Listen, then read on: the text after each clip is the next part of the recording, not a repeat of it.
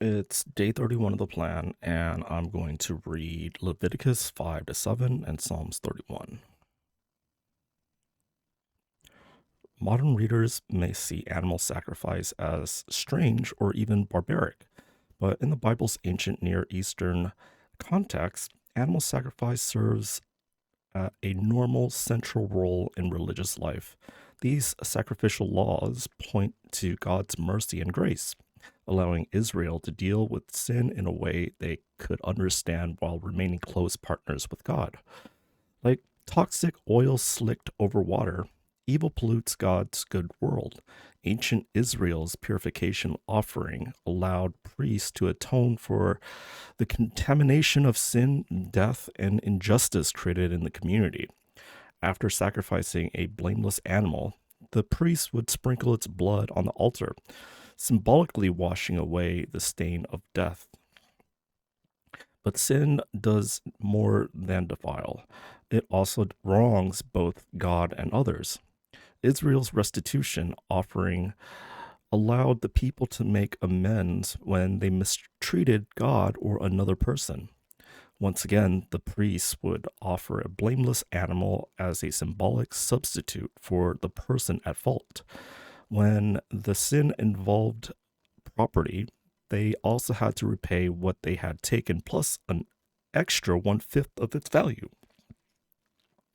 Every time the Israelites watched a sacrificed animal die, they experienced a brutal reminder of sin's devastating effects and a visceral experience of trust in God. It was not the substance of blood that truly washed anything. It was the faith involved in trusting God's instruction, which he promises will always lead to reconciliation and renewal, even if such restoration is costly. Some questions. Compare Leviticus 7:26 through 27 with Genesis 9:4 to 6. How do God's instructions about blood help you understand the ritual sacrifices in Leviticus? What requirement does God give for the condition of animals offered in sacrificial rituals? What do you learn from this? Or what new thoughts does it spark? All right, going to Leviticus 5, but before I read that, there's a section here that I want to read first. So, the forbidden word, sin. The book of Leviticus, with its message about the severity of sin, is not politically correct in today's culture. We may see ourselves as making mistakes, committing errors, or having a lapse of judgment, but few people envision themselves as sinners. Journalist Brian Appleyard says, sin doesn't really exist as a serious idea in modern life.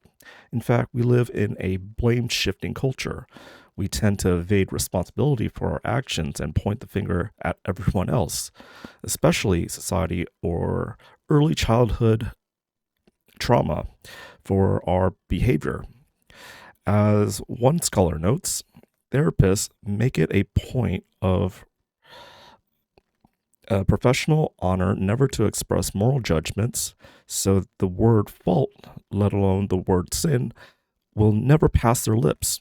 British theological consultant Alan Mann says that the phrase, "it's not your fault," has become a major theme in the way we tell the contemporary story of human responsibility. One of the problems with this kind of relativism is that it denies there's any moral standard to shoot for. Consequently, there's no failure in meeting that standard. So then, why do we need Jesus? Why would we need a savior? Why do we need rescuing? Why do we need redemption?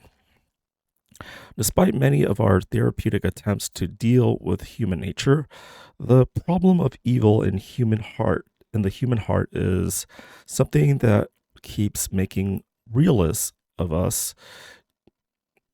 G.K. Chesterton describes sin as being a fact as practical as potatoes. He said the doctrine of original sin is the only Christian doctrine that can be empirically verified. Just look at the evening news on any given day. The Christian faith talks about human sinfulness and rebellion against God, which we readily see demonstrated throughout the world.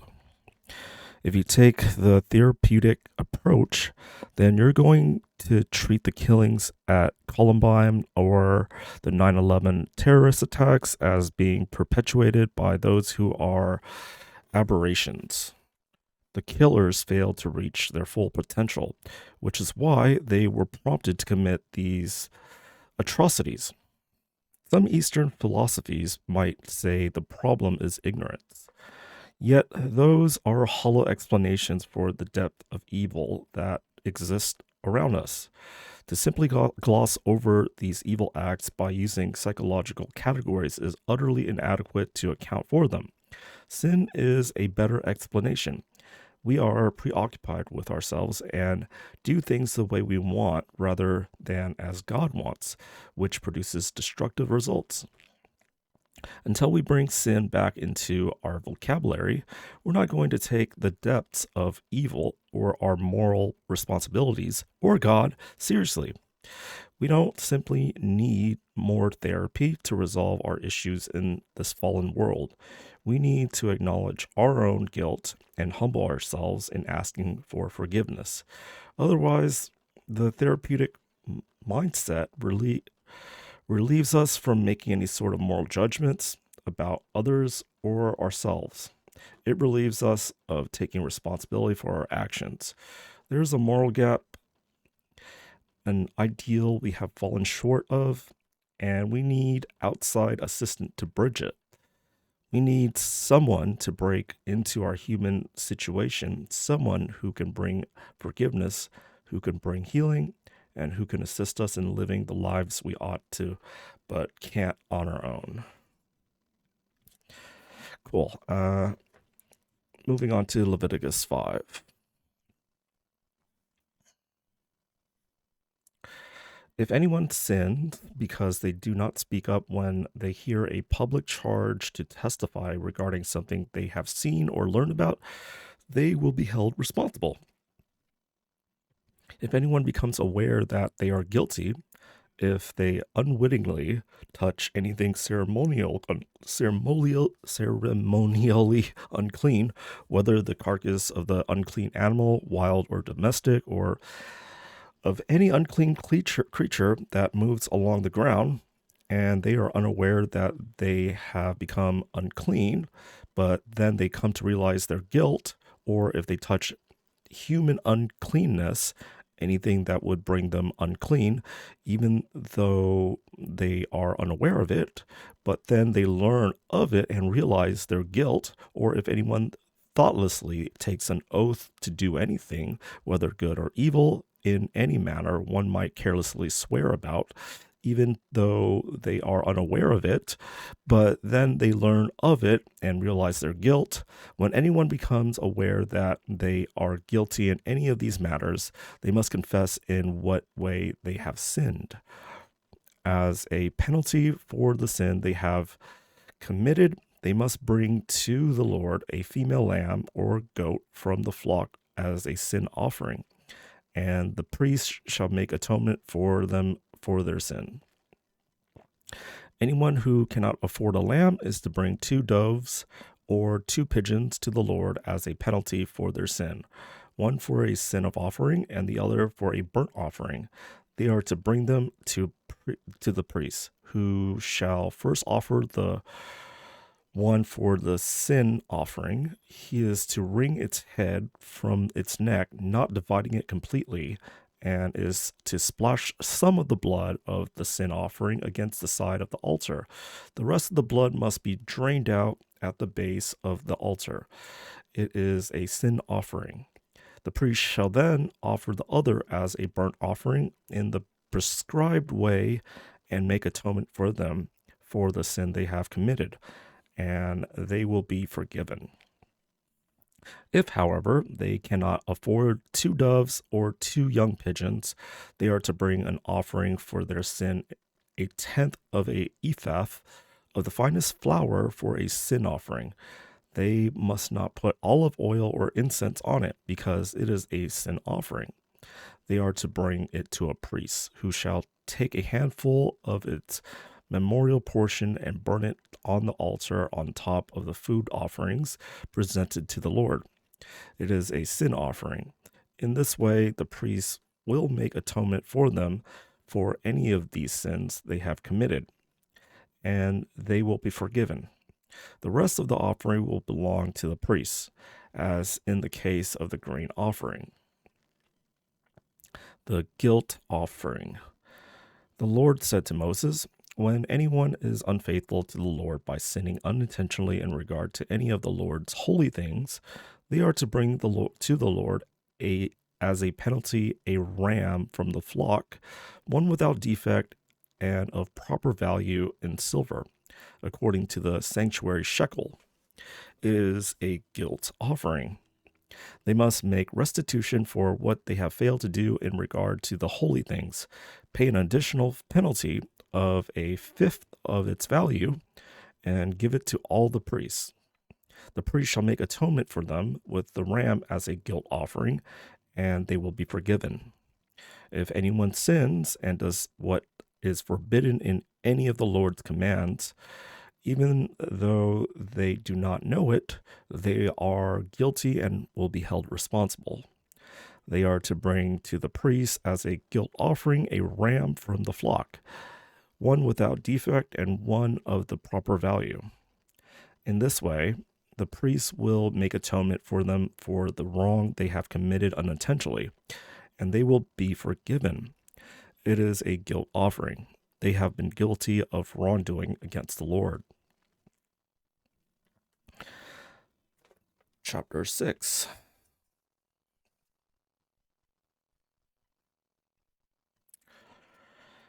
The Lord said to Moses, "If anyone sins and is unfaithful to the Lord by deceiving a neighbor about something entrusted to them or left in the care, or about something stolen, or if they cheat their neighbor, or if they find lost property and lie about it, or if they swear falsely about any such sin that people may commit, when they sin in any of these ways and realize their guilt, they must return what they have stolen or taken by extortion, or what was entrusted to them, or the lost property they found, or whatever it was they swore falsely about. They must make restitution in full. Add a fifth of the value to it, and give it all to the owner on the day they present their guilt offering. And as a penalty, they must bring to the priest, that is, to the Lord, their guilt offering, a ram from the flock, one without defect and of the proper value. In this way, the priest will make atonement for them before the Lord, and they will be forgiven for any of the things they did that made them guilty. The burnt offering. The Lord said to Moses, "Give Aaron and his sons this command. These are the regulations of the burnt offering. The burnt offering is to remain on the altar hearth throughout the night till morning, and the fire must be kept burning on the altar. The priest shall then put on his linen clothes with linen undergarments next to his body, and shall remove the ashes of the burnt offering that the fire has consumed on the altar, and place them beside the altar. Then he is to take off these clothes and put on others, and carry the ashes outside the camp to a place that is ceremonially clean. The fire on the altar must be kept burning. It must not go out. Every morning the priest is to add firewood and arrange the burnt offering on the fire and burn the fat of the fellowship offering on it. The fire must be kept burning on the altar continuously. It must not go out." The grain offering. These are the regulations for the grain offering. Aaron's sons are to bring it before the Lord in front of the altar. The priest is to take a handful of the finest flour and some olive oil, together with all the incense on the on the grain offering and burn the memorial portion on the altar as an aroma pleasing to the Lord. Aaron and his son shall eat the rest of it, but it is to be eaten without yeast in the sanctuary area. They are to eat it in the courtyard of the tent of meeting. It must not be baked with yeast. I have given it as their share of the food offerings presented to me. Like the sin offering and the guilt offering, it is most holy. Any male descendant of Aaron may eat it. For all generations to come, it is his perpetual share of the food offering presented to the Lord. Whatever touches them will become holy. The Lord also said to Moses, "This is the offering Aaron and his sons are to bring to the Lord on the day he is anointed: a tenth of an ephah of the finest flour as a regular grain offering, half of it in the morning and half of it in the evening. It must be prepared with oil on a griddle, and bring it well mixed and present the grain offering broken in pieces as an aroma pleasing to the Lord. The son who is to succeed him as anointed priest shall prepare it. It is the Lord's perpetual share, and it is to be burned completely. Every grain offering of the priest shall be burned completely. It must not be eaten." The sin offering. The Lord said to Moses, "Say to Aaron and his sons, these are the regulations for the sin offering. The sin offering is to be slaughtered before the Lord in the place of burnt offering is slaughtered. It is most holy. The priest who offers it shall eat it. It is to be eaten in the sanctuary area, in the courtyard of the tent of meeting. Whatever touches any of the flesh will become holy, and if any of the blood is splattered on a garment, you must wash it in the sanctuary area. The clay pot the meat is cooked in must be broken, but if it is cooked in a bronze pot, the pot is to be scoured and rinsed with water. Any male in a priest's family may eat it. It is most holy. But any sin offering whose blood is brought into the tent of meeting to make atonement in the holy place must not be eaten. It must be burnt up. All right, Leviticus 7, the guilt offering. These are the regulations for the guilt offering, which is most holy. The guilt offering is to be slaughtered in the place where the burnt offering is slaughtered, and its blood is to be splashed against all the sides of the altar. All its fat shall be offered, the fat tail and the fat that covers the internal organs, both kidneys with the fat on them near the loins, and the long lobe of the liver, which is to be removed with the kidneys. The priest shall burn them on the altar as a food offering presented to the Lord. It is a guilt offering. Any male in a priest's family may eat it, but it must be eaten in the sanctuary area. It is most holy. The same law applies to both the sin offering and the guilt offering. They belong to the priests who make atonement with them. The priest who offers a burnt offering for anyone may keep its hide for himself. Every grain offering baked in an oven or cooked in a pan or on a griddle belongs to the priest who offers it, and every grain offering, whether mixed with olive oil or dry, belongs equally to all the sons of Aaron. The fellowship offering. These are the regulations for the fellowship offering anyone may present to the Lord. If they offer it as an expression of thankfulness, then along with this thanks offering, they are to offer thick loaves made without yeast and with olive oil mixed in. Thin loaves made without yeast and brushed with oil, the thick loaves of the finest flour well kneaded and with oil mixed in. Along with their fellowship offering of thanksgiving, they are to present an offering with thick loaves of bread made with yeast. They are to bring one of each kind as an offering, a contribution to the Lord. It belongs to the priest who splashes the blood of the fellowship offering against the altar. The meat of their fellowship offering of thanksgiving must be eaten on the day it is offered. They must leave none of it till morning. If, however, their offering is the result of a vow or is a free will offering, the sacrifice shall be eaten on the day they offer it, but anything left over may be eaten on the next day. Any meat of the sacrifice left over till the third day must be burnt up.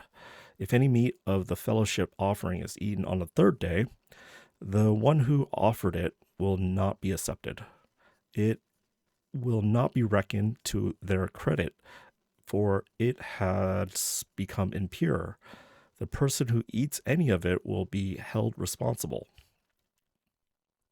Meat that touches anything ceremonially unclean must not be eaten. It must be burnt up. As for other meat, anyone ceremonially clean may eat it. But if anyone who is unclean eats the meat of the fellowship offering belonging to the Lord, they must be cut off from their people. Anyone who touches something unclean, whether human uncleanness or an unclean animal or any unclean creature that moves along the ground, and then eats any of the meat of the fellowship offering belonging to the Lord must be cut off from their people. Eating fat and blood forbidden. The Lord said to Moses, "Say to the Israelites, do not eat any of the fat of cattle, sheep, or goats. The fat of an animal found dead or torn by wild animals may be used for other purposes, but you must not eat it. Anyone who eats the fat of an animal from which a food offering may be presented to the Lord must be cut off from their people. And wherever you live, you must not eat the blood of any bird or animal. Anyone who eats blood must be cut off from their people." The priest shares. The Lord said to Moses, say to the Israelites, anyone who brings a fellowship offering to the Lord is to bring part of it as their sacrifice to the Lord. With their own hands, they are to present the food offering to the Lord. They are to bring the fat together with the breast and wave the breast before the Lord as a wave offering. The priest shall burn the fat on the altar, but the breast belongs to Aaron and his sons. You are to give the right thigh of your fellowship offering to the priest as a contribution. The son of Aaron who offers the blood and the fat of the fellowship offering shall have the right thigh as his share. From the fellowship offering of the Israelites, I have taken the breast that is waved and the thigh that is presented, and have given them to Aaron the priest and his sons as their perpetual share from the Israelites. This is the portion of the food offering presented to the Lord. They are allotted to Aaron and his sons on the day that they were presented to serve the Lord as priests. On the day they were anointed, the Lord commanded that the Israelites give this to them as their perpetual share for the generations to come. These, then, are the regulations for the burnt offering, the grain offering, the sin offering, the guilt offering, the ordination offering, and the fellowship offering, which the Lord gave Moses at Mount Sinai in the desert of Sinai on the day he commanded the Israelites to bring their offerings to the Lord.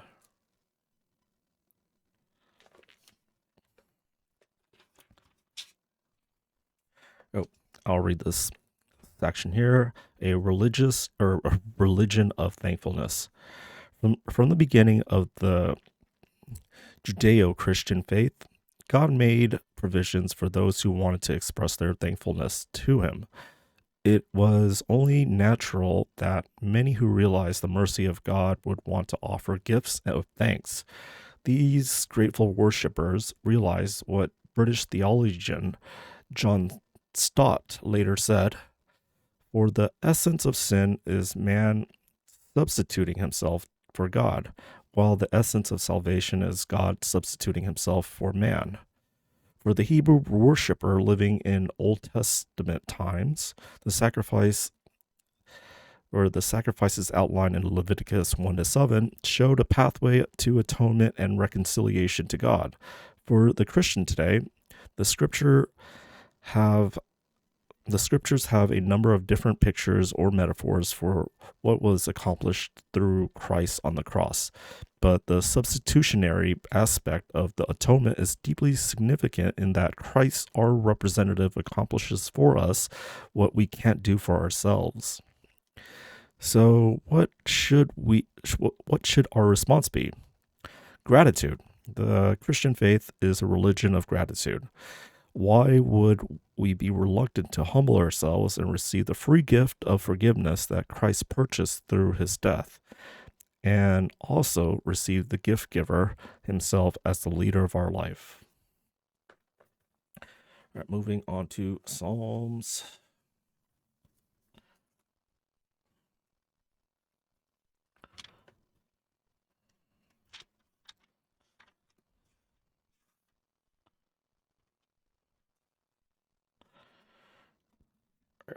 Psalms 31. In you, Lord, I have taken refuge. Or for the director of music, a psalm of David. In you, Lord, I have taken refuge. Let me never be put to shame. Deliver me in your righteousness. Turn your ear to me. Come quickly to my rescue. Be my rock of refuge, a strong fortress to save me, since you are my rock and my fortress. For the sake of your name, lead and guide me. Keep me free from the trap that is set for me, for you are my refuge. Into your hands I commit my spirit. Deliver me, Lord, my faithful God. I hate those who cling to worthless idols. As for me, I trust in the Lord. I will be glad and rejoice in your love, for you are my affliction and knew the anguish of my soul. You have not given me into the hands of the enemy, but you have set my feet in a spacious place. Be merciful to me, Lord, for I am in distress. My eyes grow weak with sorrow, my soul and body with grief. My life is consumed by anguish, and my years by groaning. My strength fails because of my affliction, and my bones grow weak because of all my enemies. I am the utter contempt of my neighbors and an object of dread to my closest friends. Those who see me on the street flee from me. I am forgotten as though I were dead. I have become like broken pottery. For I hear many whispering, terror on every side. They conspire against me and plot to take my life. But I trust in you, Lord. I say, you are my God. My times are in your hands. Deliver me from the hands of my enemies, from those who pursue me. Let your face shine on your servant. Save me in your unfailing love. Let me not put to shame. Let me not be put to shame, Lord, for I have cried out to you. But let the wicked be put to shame and be silent in the realm of the dead. Let their lying lips be silenced, for with pride and contempt they speak arrogantly against the righteous. How abundant are the good things that you have stored up for those who fear you, that you bestow in the sight of all, on those who take refuge in you. In the shelter of your presence, you hide them from all human intrigues. You keep them safe in your dwelling from accusing tongues. Praise be to the Lord, for he showed me the wonders of his love. When I was in the city under siege, in my alarm I said, I am cut off from your sight. Yet you heard my cry for mercy when I called to you for help. Love the Lord, all his faithful people. The people preserve those who are true to him, but the proud he pays back in full. Be strong and take heart, all you who hope in the Lord.